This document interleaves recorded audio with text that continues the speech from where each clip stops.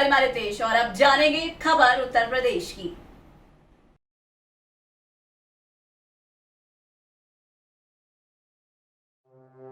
OBC के सियासी बोल, प्रियंका का ट्वीट, लोकतंत्र का चीरहरण चल रहा है।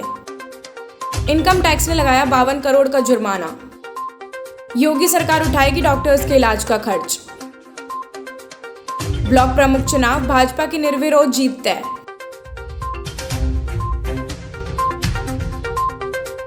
भ्रष्टाचार में खान अधिकारियों को किया सस्पेंड। एटीएस ने खंगाला आतंकी नेटवर्क। नई जनसंख्या नीति का मसौदा पेश। रसोइया का निर्विरोध ब्लॉक प्रमुख बनाना तय। कोरोना टेस्टिंग में यूपी बना नंबर 1।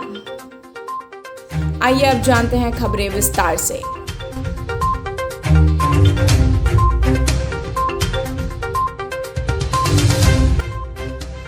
विधानसभा चुनाव करीब आते आते यूपी में पिछड़ी जातियों को लेकर लामबंदी शुरू हो गई है। गुरुवार को एआईएमआईएम के प्रमुख असदुद्दीन ओवैसी के सुलेखदेव भारतीय समाज पार्टी के ओम प्रकाश राजभर में लखनऊ में मुलाकात कर गठबंधन की रणनीति तय की। बाद में ओवैसी ने कहा कि यूपी में मुसलमान यादव कॉम्बिनेशन नहीं चलेगा, ये विकास के साथ ही A to Z की रणनीति रखेंगे। ओवैसी ने कहा है कि लोग कोविड के हुई मौतों के दर्द को भूले नहीं हैं, सरकार को सबक सिखाएंगे। गुरुवार को गोमती नगर के एक होटल में ओवैसी और राजभर के बीच 2022 चुनाव गठजोड़ को लेकर लंबी वार्ता हुई। कांग्रेस महासचिव प्रियंका गांधी ने उत्तर प्रदेश में ब्लॉक प्रमुख चुनाव के नामांकन के दौरान कुछ स्थानों पर हुई हिंसा को लेकर बृहस्पतिवार को राज्य की भाजपा सरकार पर निशाना साधा और आरोप लगाया कि कानून व्यवस्था की आंख पर पट्टी बांधकर लोकतंत्र का चीरहरण चल रहा है। साथ ही कहा कि पीएम साहब और सीएम साहब इसके लिए भी बधाई दीजिए कि उत्तर प्रदेश में आपके कार्यकर्ताओं ने कितनी जगह गोलीबारी और पत्थरबाजी की, कितने लोगों का पर्चा लूटा, कितने पत्रकारों को पीटा और कितनी जगह महिलाओं से बदतमीजी की।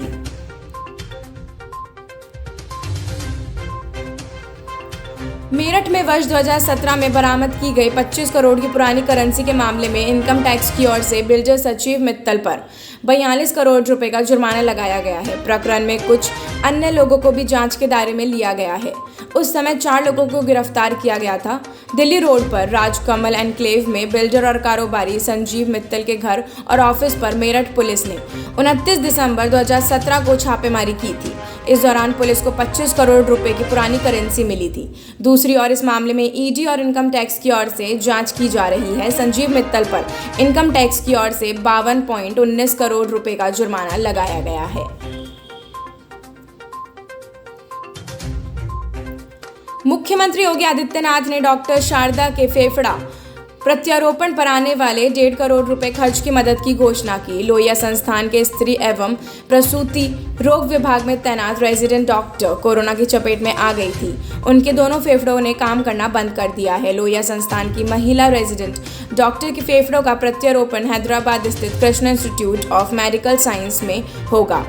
इस पर करीब 1.5 करोड़ रुपए का खर्च आएगा। उन्हें संस्थान के आईसीयू में इम्को मशीन के माध्यम से सांसें दी जा रही हैं। करीब 46 दिन से डॉक्टर शारदा सुमन एक्मो पर है। प्रदेश के 75 जिलों में 826 ब्लॉक प्रमुख पदों के लिए हो रहे चुनाव में भी भाजपा प्रत्याशियों को बड़ी पैमाने पर निर्विरोध जीत तय हो गई है। भाजपा का दावा है कि प्रदेश भर में वह कम से कम 292 सीटों पर जीत दर्ज करेगी। लखनऊ क्षेत्र में 64 प्रत्याशियों का निर्विरोध चुना जाना तय है, जिसमें 61 भाजपा के हैं, 1 सपा और 2 निर्दलीय। ब्लॉक प्रमुख के पदों के लिए गुरुवार को नामांकन पत्र भरे गए और उनकी जांच हुई। निर्विरोध निर्वाचन की तस्वीर शुक्रवार को नामांकन वापसी की समय सीमा दोपहर 3 बजे के बाद ज्यादा स्पष्ट होगी। नामांकन के साथ आए एक रुझान में भाजपा खेमे में खुशी की लहर है। भूतत्व एवं खनिक्रम विभाग के निदेशक डॉक्टर रोशन जैबिक ने भ्रष्टाचार के आरोप में 4 जिलों के खान अधिकारियों को निलंबित किया। रिपोर्ट में इन अधिकारियों पर भ्रष्टाचार के आरोप हैं। आरोपों की गंभीरता को लेते हुए खनन निर्देशक ने फैसला लिया। आशीष कुमार खान अधिकारी सहारनपुर, डॉक्टर रंजना सिंह सहायक भूवैज्ञानिक खान अधिकारी शामली, मुजफ्फरनगर सुभाष सिंह खान अधिकारी बांद्रा तथा डॉक्टर अभय रंजन खान अधिकारी शाहजहानपुर को तत्काल प्रभाव से निलंबित करने की कार्रवाई की गई है। फर्जी टेलीफोन एक्सचेंज मामले में आतंकी नेटवर्क खंगालने के लिए बुधवार को एटीएस की टीम मंझौला इलाके में पहुंची। कुछ अंतराल के दौरान दूसरी बार एटीएस का मंझौला आना फर्जी टेलीफोन एक्सचेंज का आतंकी कनेक्शन की ओर इशारा कर रहा है। माना जा रहा है कि जल्द ही एटीएस कोई बड़ा खुलासा कर सकती है। मंझौला के टीपी नगर निवासी ओवैस आलम को नोएडा पुलिस ने नोएडा में गिरफ्तार किया था। वह पूछताछ में पता चला कि ओवैस आलम ने मंझौला थाना क्षेत्र स्थित टीपी नगर में अपने घर में सेटअप लगा रखा था, जिसके जरिए इंटरनेशनल कॉलों को निजी सर्वर में लैंड कराकर बातचीत कराई जाती थी। सूत्रों के मुताबिक आतंकी कनेक्शंस की हर पहलू की बारीकी से जांच पड़ताल चल रही है। योगी सरकार नई जनसंख्या नीति 2021-30 लाने जा रही है। मुख्यमंत्री योगी आदित्यनाथ खुद इस नीति की जनसंख्या दिवस पर 11 जुलाई को जारी करेंगे। इसके तहत यूपी में नवजात मृत्यु दर, मातृ मृत्यु दर को भी कम करने की कोशिश होगी। मुख्यमंत्री ने कहा है कि कुछ समुदाय में भी जनसंख्या को लेकर जागरूकता का अभाव है। ऐसे में समुदाय केंद्रित जागरूकता के प्रभाव से जरूरत है। मुख्यमंत्री के सामने गुरुवार को लोक भवन में जनसंख्या नीति का मसौदा पेश किया गया। प्रदेश में निवर्तमान जनसंख्या नीति 2016 की अवधि समाप्त हो चुकी है। अब नई नीति समय की मांग है। वाराणसी के सेवापुरी ब्लॉक से डॉन ब्रिजेश सिंह के घर की रसोइया रीना का निर्विरोध ब्लॉक प्रमुख बनना तय हो गया है। कपसेटी हाउस के नाम से मशहूर डॉन ब्रिजेश सिंह के बंगले पर वर्षों पहले जब रीना ने रसोइये के रूप में काम करना शुरू किया तो सपने में भी नहीं सोचा होगा कि कभी देश के पहले मॉडल ब्लॉक सेवापुरी की प्रमुख बनेगी। रीना कुछ साल पहले ही विकास खंड के रघुनाथपुर गांव की निवासी बनी थी और इस साल हुए त्रिस्तरीय पंचायत चुनाव में सारंगपुर और कुर्तुपुर 2 जगह से निर्विरोध बीडीसी सदस्य बनी। इसके बाद भाजपा ने रानी को यहां से ब्लॉक प्रमुख पद का प्रत्याशी बनाया। मुख्यमंत्री योगी आदित्यनाथ के नेतृत्व में उत्तर प्रदेश ने कोरोना टीकाकरण में महाराष्ट्र, दिल्ली, आंध्र प्रदेश, वेस्ट बंगाल समेत दूसरे कई राज्यों में से आगे निकल 3 करोड़ 59 लाख से अधिक टीकाकरण का रिकॉर्ड डोज दे दी है। इसके साथ ही सर्वाधिक जांच में भी यूपी अव्वल है।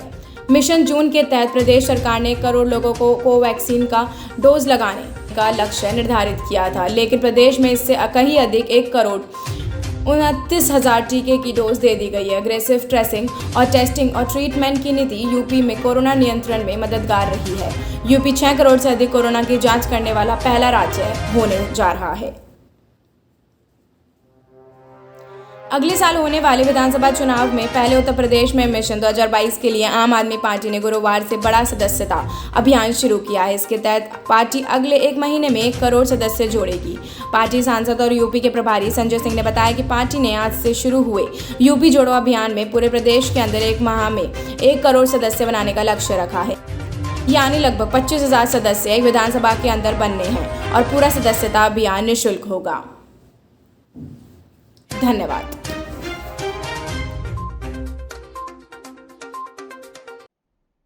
खबर उत्तर प्रदेश की में फिलहाल बस इतना ही। देश और दुनिया की तमाम खबरों के लिए देखते रहिए शिव 24।